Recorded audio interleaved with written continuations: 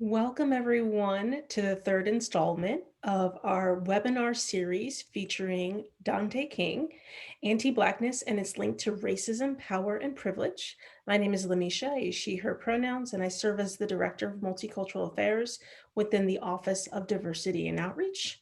I want to acknowledge our partners in co-creating this event, and I want to acknowledge Melissa Bautista, Assistant Director for the Multicultural Resource Center, Benjamin Wallen, our wonderful tech support from ETS services within UCSF, and just a broader recognition and acknowledgement to the Office of Diversity and Outreach and the leadership of Vice Chancellor Dr. Renee Navarro.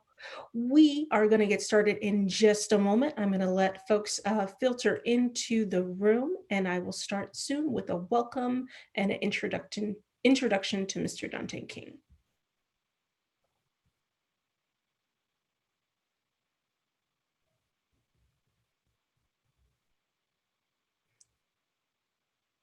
All right, so it looks like our numbers have kind of stabilized here. So I would love to introduce our UCSF community one more time to Mr. Dante King. This is the third of 4 installments in a webinar series that he developed and was so gracious in sharing with our campus community.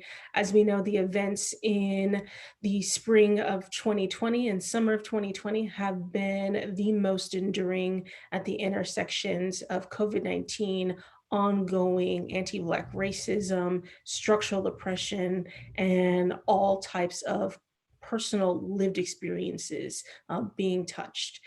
So we know that this message is more powerful than ever, and we're so grateful to have Dante King. So Dante is a native of San Francisco. He's a workforce learning and organizational development professional specializing in the implementation of equity, diversity, inclusion, social justice, implicit bias, educational training, and he has more than 15 years of experience. Throughout his career, he has gained expertise in designing, developing, and delivering a combination of retreats, classes, and seminars. And again, we are so grateful and thankful to have you with us today. Dante, I'm going to pass it over to you. Thank you, Dr. Hill. Thank you, Greater UCSF community, for having me back. So as Dr. Hill mentioned, I do a lot of work in organizational development and capacity building specifically, more recently in anti-racism work. And so I'm going to be sharing some pieces with all of you that I pulled together from a larger curriculum and capacity building exercise that I use with organizations that's framed under the guise of understanding the roots and functionality of racism on various levels. Institutional racism, cultural racism, systematic racism. And so I'll be walking through a brief introduction for those of you who might be new to this. But thank you again for joining. So if you have any questions for me, personally, if you want to reach out to me, I can be reached at Dante@DanteKing.com. Again, that's Dante@DanteKing.com. You can go to my website at DanteKing.com. But really, my purpose and my goal for doing the work that I do is liberation, really liberating everyone, as many people as I can, specifically Black and Brown people, though, through education, through a process that I and others have begun to refer to within, I would say, the recent last 2 decades, and maybe even before, but decolonizing the mind, decolonizing our thought processes and learning how to reframe things. And so in looking at the various ways in which racism functions, as a brief introduction, framing it as race prejudice, favorable and or unfavorable, plus social and institutional power. So favorable race prejudice plus social and institutional power. It's a system of social, political, economic, cultural advantage and power, and also those same elements and components of oppression and powerlessness. So systems of social, political, economic, cultural oppression and powerlessness based on race It's a white supremacy system in our cultural context, and also a system of anti-Blackness, which I've developed a definition for that I'll share with you in a moment. It relies on really powerful institutional cultural mechanisms to be able to function and have as much validity and realization as it has, such as capitalism, and really the ability to incentivize and provide people with their value or something of value based on their what has been determined sociologically. So it perpetuates white power and privilege and non-white powerlessness and oppression.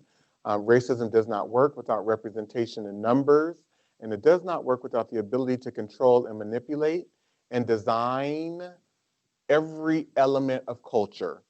And so I'm going to walk through some of that with you today. So notably, assimilation, although that's seen as something good to become an American citizen or realized as a citizen, that's also a tool of racism. And so I emphasized this the last time in episode or the second part of the series, but Gloria Ladson Billings, along with William Tate, in a paper that they actually wrote together, emphasized this notion that whiteness is the main property value that that white people have and that they own, and that the United States was founded on the notion of property rights with infrastructures or governments to protect them.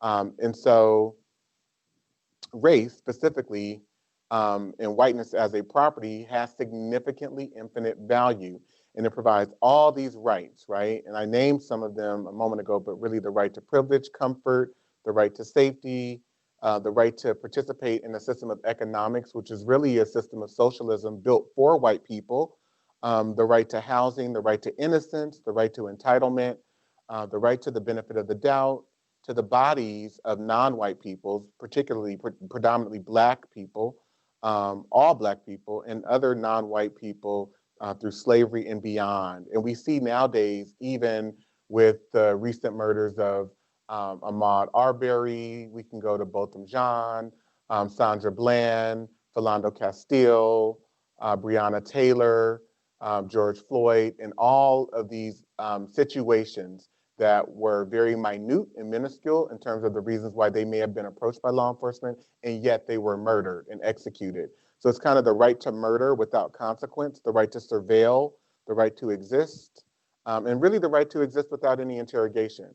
And so when we look at the notion of anti-Blackness is a cultural condition developed through collective European colonialist ideas, beliefs, ideals, and ideologies that Black and brown people of African descent are inferior, animalistic, and barbaric in North America, particularly the United States. Anti-Blackness is the underlying foundational principle of racism. And I think that's really important to note for the basis of the discussions that I've held previously or presentations that I've done, as well as what I'm going to share with you today. So the cultural ideal was established to oppress, disenfranchise, demean, invalidate, surveil, diminish, minimize, degrade, kill, and otherwise harm Black and brown people of African descent mentally, emotionally, symbolically, and physically through political, economic, legal, educational, religious, and social means. And so it functions as a culture, people who are acculturated, guided, indoctrinated to believe a certain way, and then that becomes embedded or gets embedded into institutions through the people who are behind the institutions, who are behind the decision making, the creation of all things. And it flows through a personal level, so it's cyclical. Because other individuals across race who are participants of this culture become acculturated in white supremacy and really our ascription to strive for all things created by white people particularly, and also become acculturated and sensitized, if you will, in a culture that is anti-Black. And so I'm going to talk about the intersections of government, lawmaking and laws and policy making, academia, religion, and healthcare. / health education, and really the intersection of all of these, but particularly the implications and the influence that white supremacist patriarchy and anti-Blackness have had in all of these, or how they've particularly impacted all of these arenas. So with that said, please bear with me. So in prior talks, I've referred to the Henning Statutes of Virginia. I'll refer to that briefly and then pull from some other sources of information. But looking at going to the law, the Maryland law of 1649, the Toleration Act, which stated that under this law, if anyone were to, and I'll just quote from a few lines, deny our Savior Jesus Christ to be the Son of God, or shall deny the Holy Trinity, the Father, Son, and the Holy Ghost, or the Godhead of any of the said three persons of the Trinity, or the unity of the Godhead, or shall use or utter any reproachful speeches, words, or language concerning the Holy Trinity, or any of the said three persons, that person shall be punished with death and confiscation or forfeiture of all his or her lands and goods to the Lord Proprietary and his heirs. So we see very early on in this law and other such laws that were created and implemented in various other colonies that Christianity was constituted through the legal context as the predominant religion of that time, of the British colonies. So we see different iterations of Christianity through Puritan practice, through practices that the Quakers developed, and other such designs, if you will, or configurations of the religion. But this is very significant to note because it really drives home that the ways in which Christianity or religion intersected with the law and how these things were not necessarily of choice, but that they were constituted. We also know that Africans during this particular period were not recognized under or could not be recognized as Christian. It was necessarily off limits against the law under English common principle. And you also see, while some African people who arrived from other such places in Europe, that they may have been baptized as Christian, that they were allowed to be able to practice, such as in Portugal, in Britain, but it was not pervasive and it wasn't necessarily recognized here. So when people arrived here, they were noted in documents such as the Virginia Muster, which is like a census document, as others not Christian in service to the English. You also see laws such as the law of 1662, which constituted that ministers must preach every Sunday at each chapel of ease in his parish, and other Sundays at his parish church, and that twice a year, at least he administered the sacrament of the Lord's Supper there. In 1667, it became, they legalized Christianity for Black people, which made it, because prior to this law, it was noted that it was against the law, rather, for Christians to be enslaved. Under this new law, it allowed for slaves to be Christian, to practice Christianity, particularly for the purposes of Negro slaves and some Indian slaves who they felt at the time could be selected to practice Christianity and would be useful in helping to coerce, indoctrinate, gather others to maybe become a part of the practice of Christianity. The thought being that it would make them fall into line, that they would fall into line under Christian practice. They also wanted to begin baptizing children, small children, and they knew that if they baptized them under the previous laws, that those children would be free. It was just kind of what was written under English common principle. And so in order to ensure that all such children would follow suit under Christian principle, they had to create this law. So you see the impact of Christianity and the role that it's playing in enslavement, the role that it's playing to indoctrinate not all English and other white people, as it was noted, but also Indians, as they were referred to, and Negroes, as they were referred to. Two prominent figures with which Ibram Kendi, Dr. Ibram Kendi, discusses in his book Stamped from the Beginning, were Richard Mather and John Cotton, two notable clergy people who were two of the first prominent ministers of the Puritan Church in the Massachusetts Bay Colony. That they upheld that African slavery was natural, normal, and holy, and believed and preached Aristotle's doctrine that extreme hot or cold climates produce intellectually, physically, and morally inferior people who are ugly and lack the capacity for freedom or self-government.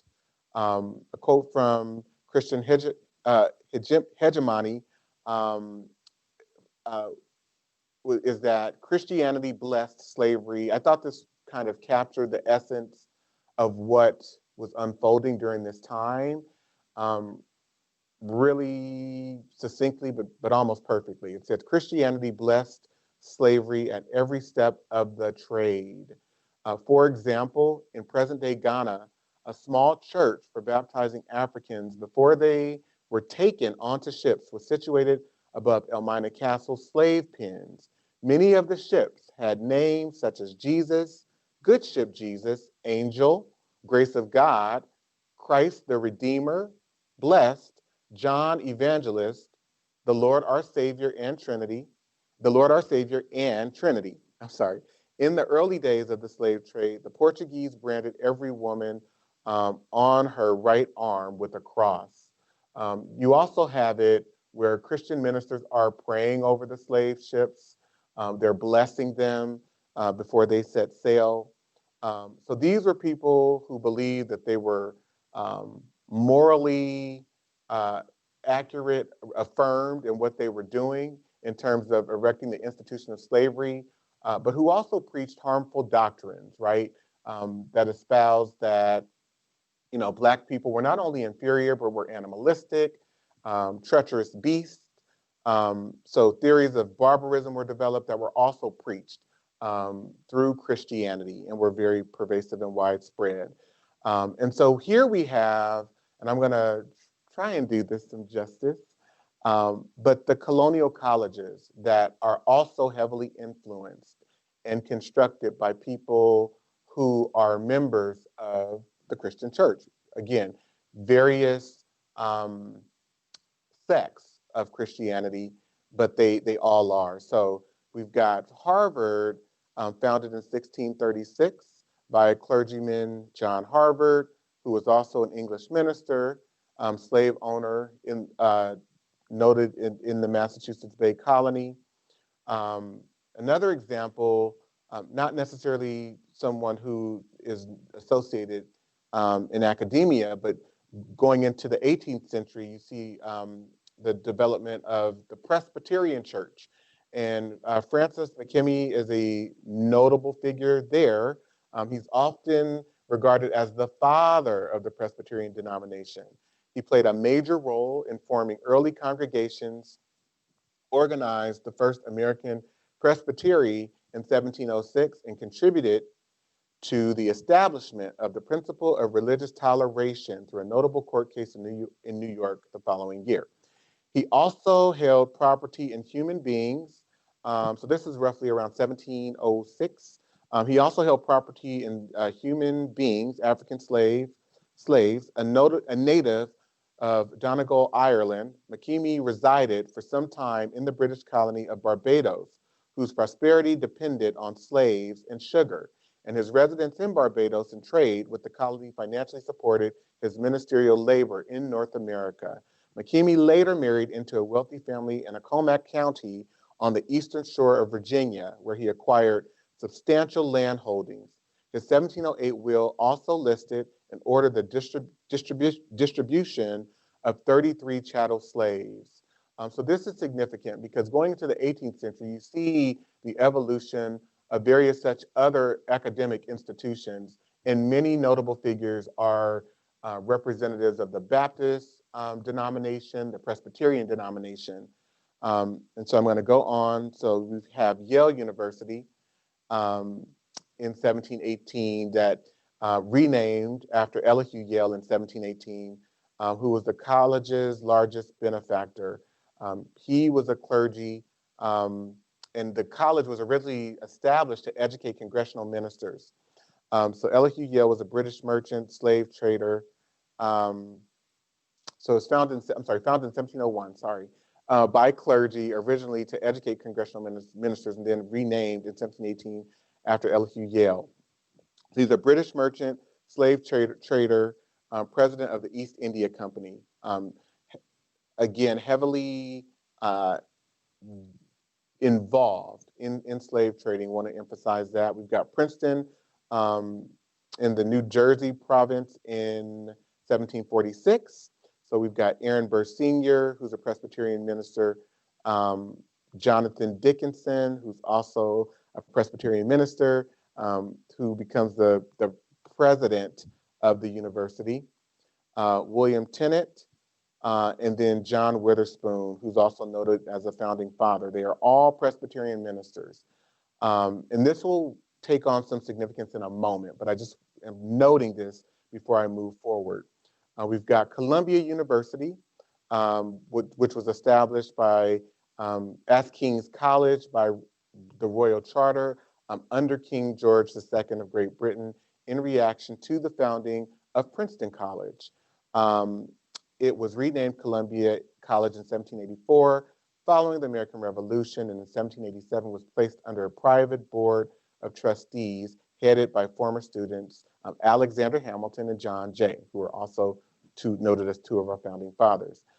University of Pennsylvania, which becomes a significant player.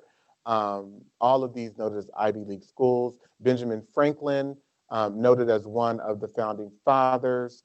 John Whitefield, who's also an English Anglican clergy person, an evangelist, also noted as one of the founding fathers. So they found University of Pennsylvania. We go to Brown in 1764, and we've got John Brown, Moses Brown, and James Manning, who are co-founders, that are affiliated with the Baptist Church. And then we get to Rutgers University, and some very interesting points about Rutgers, founded in 1766, and also named after its largest benefactor, Henry Rutgers, who was a slave owner and advocate that supported the war against Native Americans, noted as the War of 1812. So Rutgers' first president owned slaves.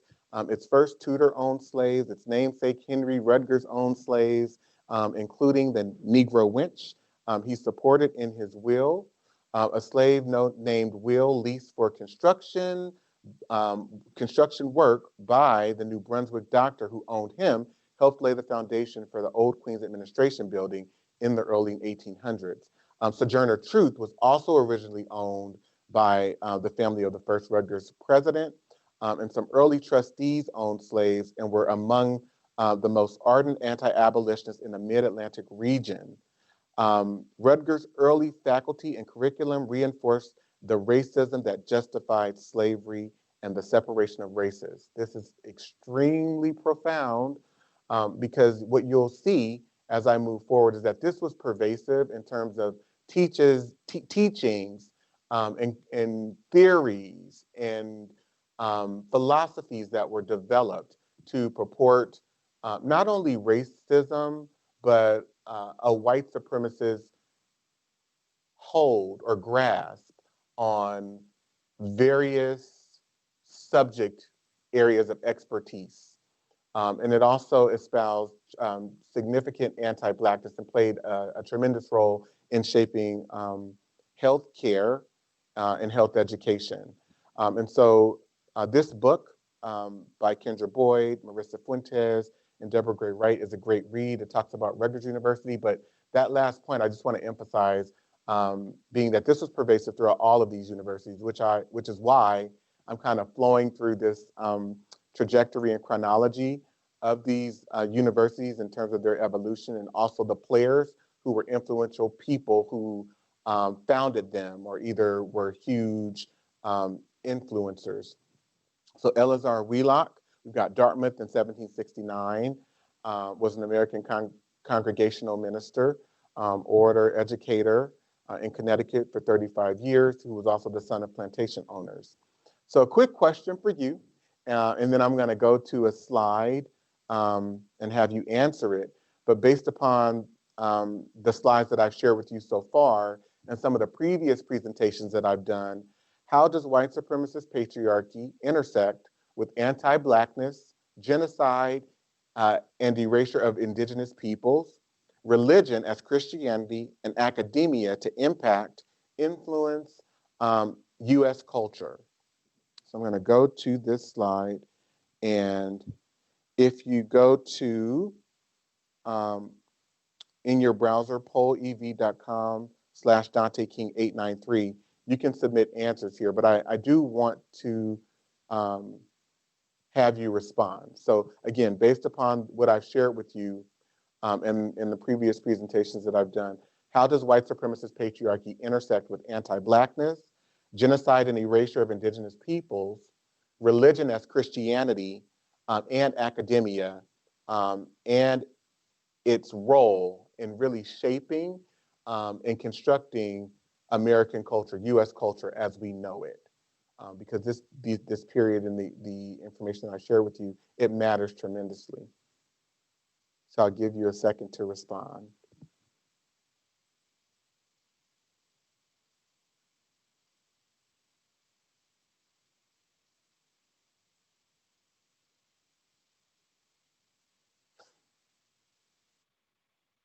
People are directly.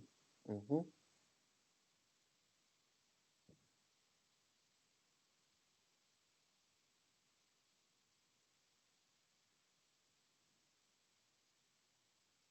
Says the values that are the basis of these systems. Absolutely.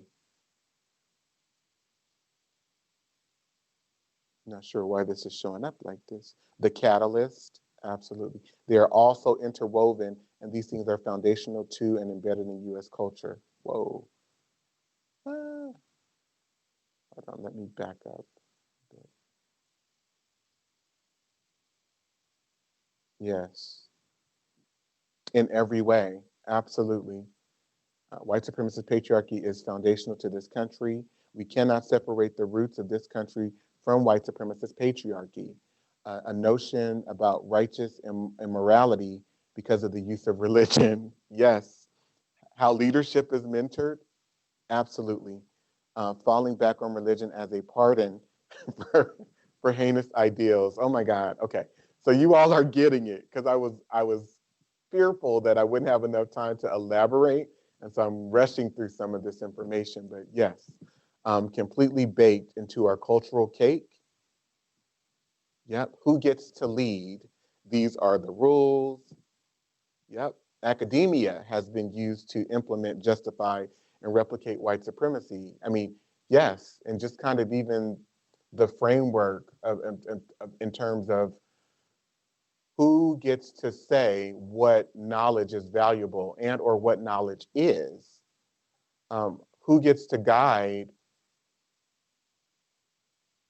how that knowledge is presented, how people are then guided and or taught to think about information or knowledge. They all build upon one another, constituting an overall self-supporting system that aggregates power toward white patriarchy. Absolutely. Why DEI is not supported. Absolutely. Um, the symbols that are part of these organizations. Yep. So I'm going to go on. You all get it. And I want you to be thinking about, like, what are some of the results, which more of the results in addition to what was listed there. So then we go on, and I don't know if we'll have enough time to cover this, but white supremacy, anti-Blackness, and scientific racism. So scientific racism is a pseudoscientific belief that empirical evidence exists to support or justify racism, racial inferiority, or racial superiority. Historically, scientific racism received credence throughout the scientific community, but it is no longer considered scientific. So we see this being used in so many ways onward throughout and beyond the 18th century, but getting into the 19th and the 20th centuries. And so I'm just going to share a few examples, some examples of this. We've got Carl Linnaeus in or around the early 18th century, who established that Homo Americanus, who he referred to, referring to quote unquote Indian people, as reddish, choleric, obstinate, contented, and governed by customs. Homo europaeus as gentle, blue-eyed, fickle, white, governed by laws. Homo asiaticus, who he constituted, were dignified, ruled by opinion, grave. Homo afer, black people, who he noted as black, phlegmatic, cunning, lazy, lustful, careless, governed by caprice. You've got Johann Friedrich Blumenbach, who was a German physician, naturalist, physiologist, and anthropologist, again, credentialed to study people, who was noted as one of the first to explore the study of the human being as an aspect of natural history. He determined in his own framework that the Caucasian or white race was the most beautiful people in the world, really noting that the Caucasus Mountains, which he found were, in his own estimation, were white and beautiful because of their white slopes that they possessed at the time. That he would rename the white race after the Caucasus Mountains. He also developed his own framework of the Caucasoid, Africoid, Mongoloid, American, and Australoid. And then there were different interpretations and or characterizations or names used over time. So the Mongolian or yellow race, including all East Asians and some Central Asians, the Malayan or brown race, including Southeast Asian and Pacific Islanders, the Ethiopian or black race, Ethiopian standing for burnt faces in Greek, including sub-Saharan Africans, and then the American or red race, including American Indians. You've also got Dr. Charles Caldwell, who introduced phrenology, a pseudoscience which involves the measurement of bumps on the skull to produce mental traits. Dr. Caldwell argued African people's right place was slavery because their skull formation suggested less bumps, a natural timidity which required them to have masters. This is really important because there were other such philosophies that evolved some years later that actually used this as the basis for their assertions and or philosophies. So what's interesting to note is that Dr. Charles Caldwell was allowed to develop this philosophy while studying at the University of Pennsylvania. So this was a philosophy that he was well known for, okay? We've got Dr. John Van Every, who espouses in the mid-19th century that God has made the Negro an inferior being, not in most cases, but in all cases, but all white men is equal, responsible for Negroes and Negro slavery. We then go on to James Marion Sims, who's noted as the father of gynecology, who is pretty widely known now that he bought 11 African-American women, black women, kept them in a laboratory and used them as experimental subjects to perfect a surgical technique, which was used in correcting obstructed childbirth conditions for white women called vesicovaginal fistula. Did not use anesthesia and rationalized it by stating that the procedures are not painful enough to justify the use of anesthesia. It's widely known also that he repeatedly operated on one of the women, who was named Anarcha, over 30 times, not using any anesthesia. He also experimented on more than 100 black babies, killing them, using a shoe owl to correct for a problem which was termed trismus nascentium. Sims attributed the condition to the indecency and intellectual flaws of Black slaves together, of Black people, I'll just say it, together with skull malformations at birth. Sims attempted to treat this by trying to pry the bones and skulls of the tiny infants into alignment with the use of a shoemaker's awl, pictured here. Um, it's also noted that Sims was not only a notable figure in medical science at the time, but he became the president of the American Medical Association. So a pretty prominent figure here. So here are a few references. This book, For Midwives to Medicine. I'm also really want to pay homage to Harry Medical, which I slash So we've got the medical doctors, and I've crossed that out, but medical terrorists, if you will, masked as doctors and academics, experts, intellectuals, and medical professionals who are racial genocide through not only health education, but health care.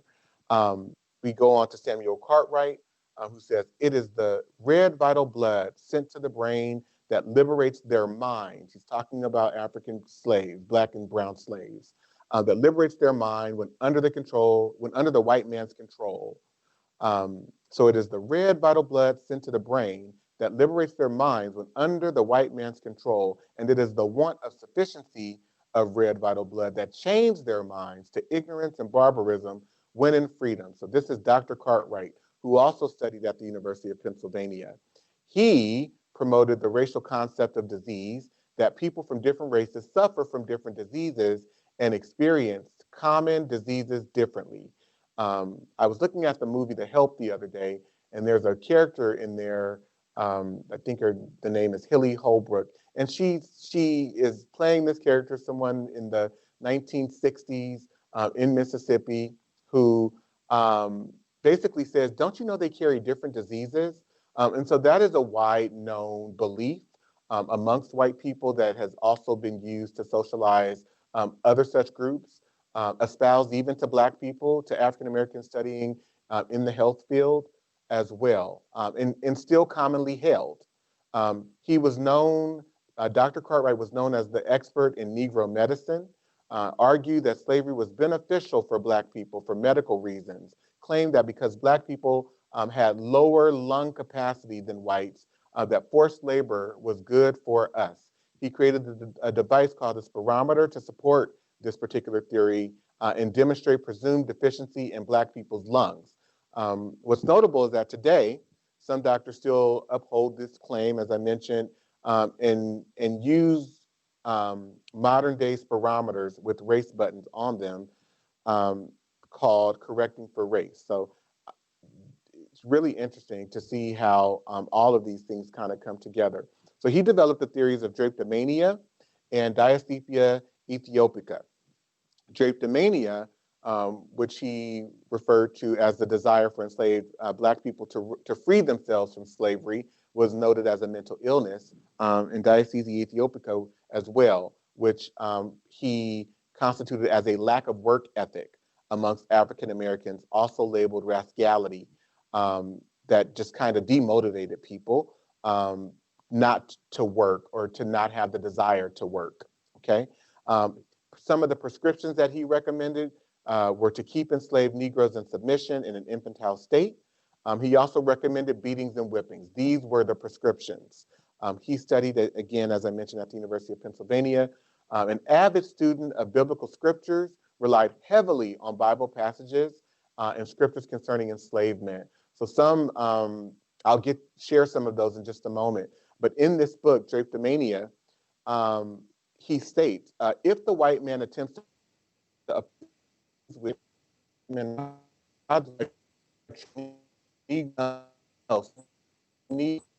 which they claim with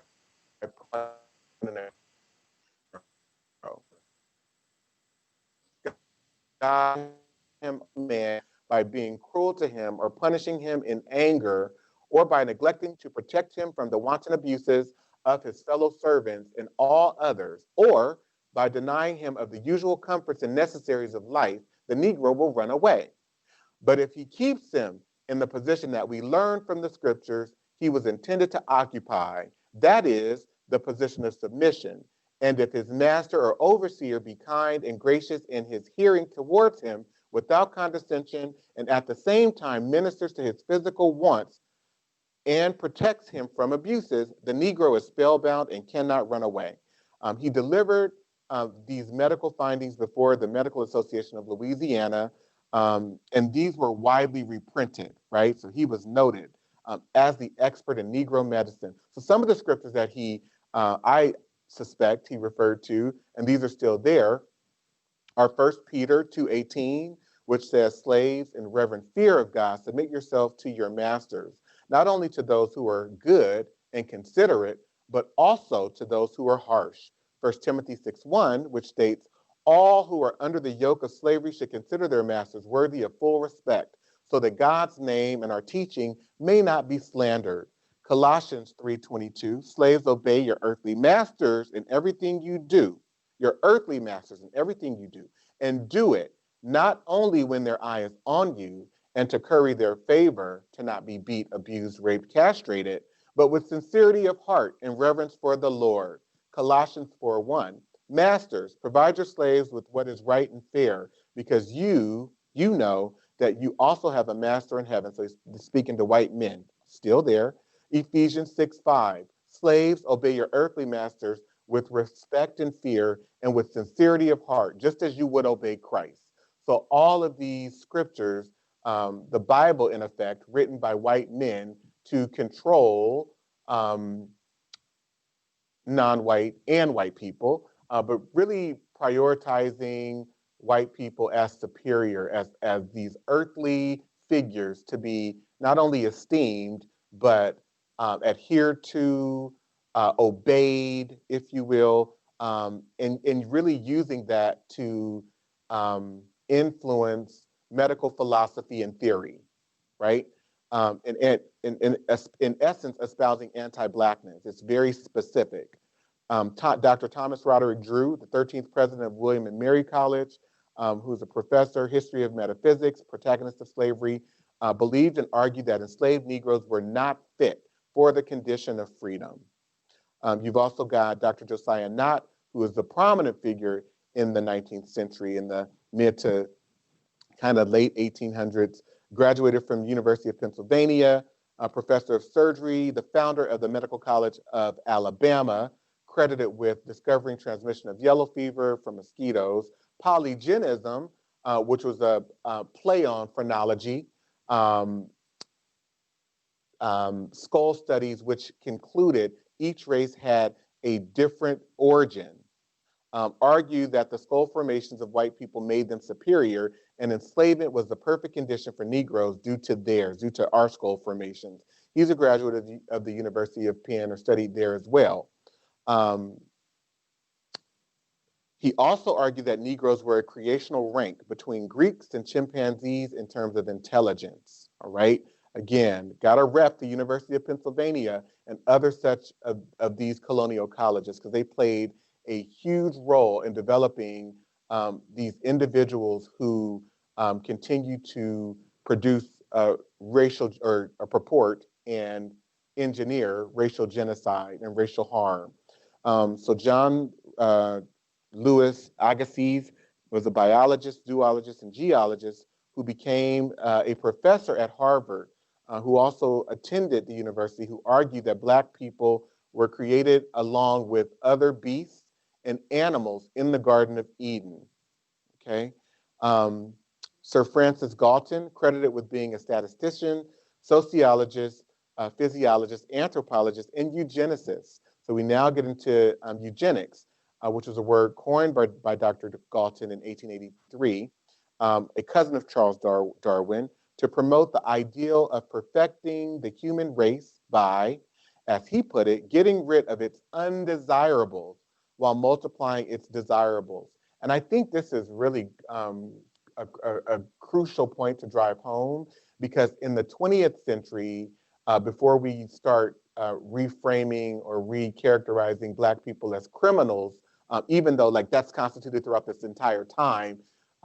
But there's a point in our history post the Civil Rights Movement where it no longer is legal to discriminate against Black people. So now we create and laws change to make people comfortable with the criminalization of people, of all people, even though Black people are criminalized a lot more. But the reason that I say that, and I hope I didn't go on too much of a tangent, but before we get to that point, um, it's kind of made illegal in the early 20th century to not discriminate against Black people in terms of housing. You get to the Supreme Court decision of 1917. But what you see is language that transforms. It's no longer Negroes or Asiatics per se. It's undesirables and or nuisances. So that's some of the language transformation that you see around this time.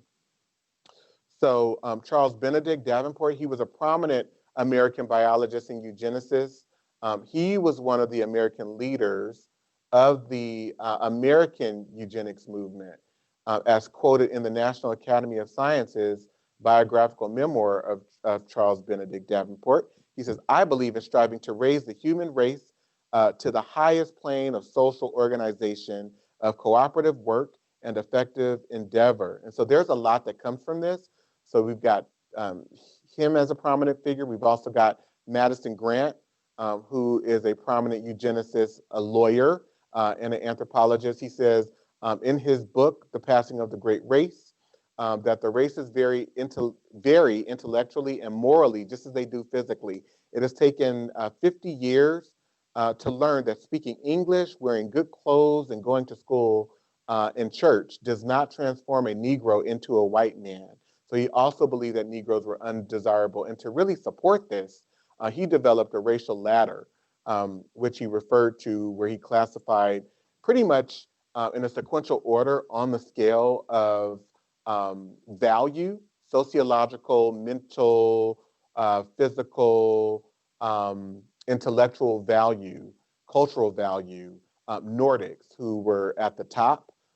He then prioritized other such groups, creating toward the bottom of this ladder a category for non-Negroes, and then at the bottom were Black people, were Negroes. And so we get to this era in the 20th century in the case of Buck v. Bell, which was a Virginia case that in 1924 that actually ended up before the Supreme Court in 1927, where Carrie Buck was forced to undergo sterilization due to her being feeble-minded, if you will. And so the Supreme Court of 1927, a group of all white men, here we have it again, passed a decision that upheld, they ruled that a state statute permitting compulsory sterilization of the unfit, including the intellectually disabled, for the protection and health of the state, did not violate the due process clause of the 14th Amendment to the United States Constitution. So Carrie Buck, that's a picture of her and Emma Buck pictured here. But what you have is between 1929 and 1974 in North Carolina, over 7,500 people were sterilized. 5,000 of those people were Black.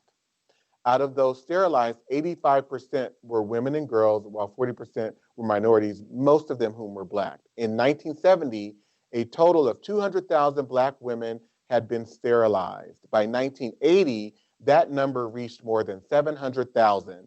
The eugenics program, although it was eliminated in 1977, so it says there was legislation permitting involuntary sterilization of residents that remained on the books in North Carolina up until 2003. And so we've got this sterilization law processes backed again through academia, through religion, to perform these processes that detrimentally impacted Black and brown women. It also impacted white women too, predominantly women, some men as well. but it impacted Black women extraordinarily in proportion. We see things, and I think this is just kind of the last example that I'll share, which most people are familiar with, but the Tuskegee experiment, which was a United States public health initiative, which promised free medical care to more than 600 African American men who suffered from syphilis, secretly withheld treatment, and waited for the deaths of these men to perform autopsies. Researchers wanted to confirm hypothesis that it damaged neurological systems of whites while bypassing Blacks' underdeveloped brains, instead damaging the cardiovascular system. So these experiments and this experiment or practice, if you will, was in place for 40 years and lasted until 1972. So again, we've got medical professionals, healthcare experts, health education experts, philosophers, highly credentialed people who are noted as highly qualified experts to design, develop, purport these philosophies that supported and were really worked for the benefit and the advantage of white people across the board, but also were designed and developed to harm, kill, murder, and commit genocide racial genocide of Black and brown people, particularly Black people, as we were the guinea pigs in most of these experiments. So a few questions that I'll end with is what comes to mind for you in terms of considering the ways in which health abuse disguised as healthcare and racial genocide disguised as health education have contributed to the demise of African American communities, also leading to the distrust maintained by African Americans today. So I'm going to go to this. Let me activate this.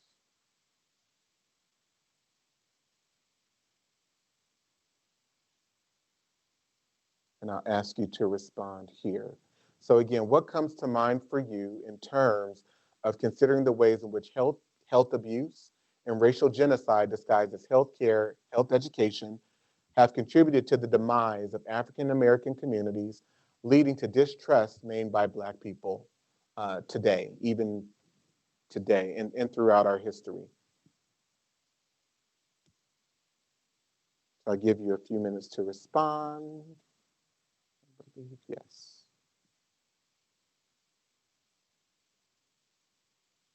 So vaccine hesitancy, absolutely, absolutely. I don't even get the flu shot. I don't think I'll be getting the coronavirus shot. Yeah, I know for myself and members of my family, we literally do not go to the doctor unless we have to. So annihilation, alienation, demoralizing, just plain awful, race-based screening. Yep. I feel visceral disgust, particularly about the forced sterilization. Did not know it affected 700,000 Black women. Access to prevention, Henrietta Lacks. Yep. Stress-related metabolic disorders. Absolutely. Absolutely. Let's see, I'm just trying. Yep. Doctors not taking pregnant Black women seriously and directly causing their deaths through negligence. Poor provider interactions, most definitely, because we're socialized to like not treat Black people well in any context, to not have to respect them. So, and I could share with you a recent experience that I went through, which was horrible, but yeah, I mean, it's just not there. And so even the decisions that are being made for Black people are not well thought through. There's not as much care taken. Labeled as non-compliant. Yep, it's all our fault. Statistics that are quite recent related to residents not, why is this not scrolling down? Wish I could see more of these answers. Yeah. Um, so yeah, there is a lot here. I'm going to go to another poll, and I'm going to present this one. And I want to ask you, and I want all of you who are paying attention right now to respond to this. So if you were Black, um, what would your trust level be in the healthcare system, in medical professionals, in doctors? Would it be low, maybe 1 to 5, 6 to 10, 11 to 15, 16 to 20? How much trust would you have in a system that was designed? So someone said C. Wow. Someone said 6 to 10, right? Designed through laws that influenced institutions, particularly religious and academic institutions, um, that allowed individuals to develop and construct these philosophies that are still widely held and widely known and widely used in our culture today to treat um, Black and brown people. So if you were Black, what would your level of trust be? So I see I can leave this up for just a little while longer. So some people said, well, they would still maintain some trust because maybe they would want to go to the doctor. Um, I know for myself, looking at these options, E. And for most people I know, it would be E. Um, there's just no trust. There's a lot of distrust and fear. There's anger. Um, and I've had people who are close to me, my grandmother and other people, um, who were not only mistreated when they went to the hospital, but um, you know, it's my estimation and my family's opinion that things were done that ended my grandmother's life early, that could have been done differently. That um, and it's the truth for the way my father was treated when he was in the hospital several years ago, and I tried to advocate him. Just a lot of negligence, um, and not people who um, involved in the profession who are trained to be guided or to understand that they must treat all patients well.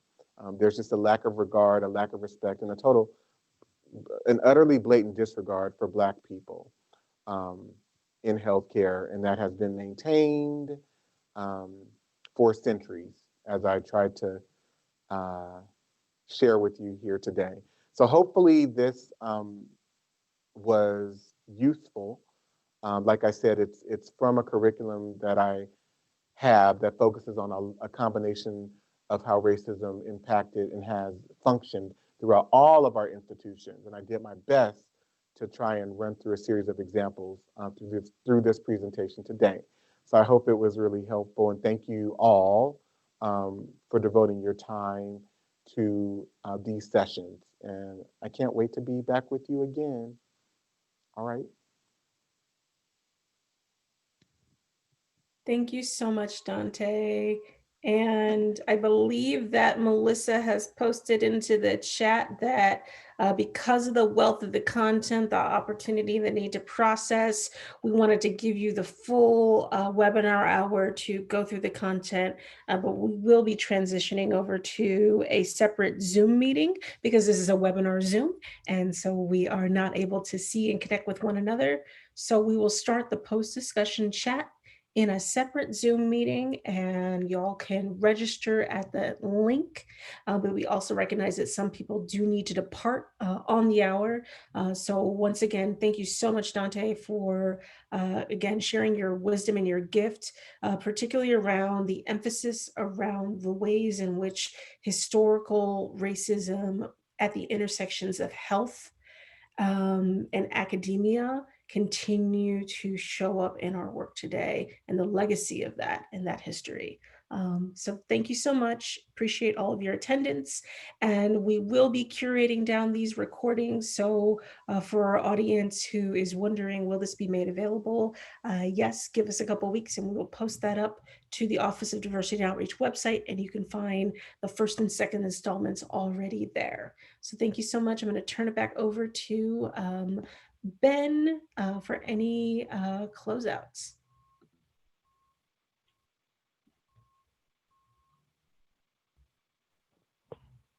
I have nothing. All right. Thank you, everyone. We're going to be headed over to the post-discussion chat.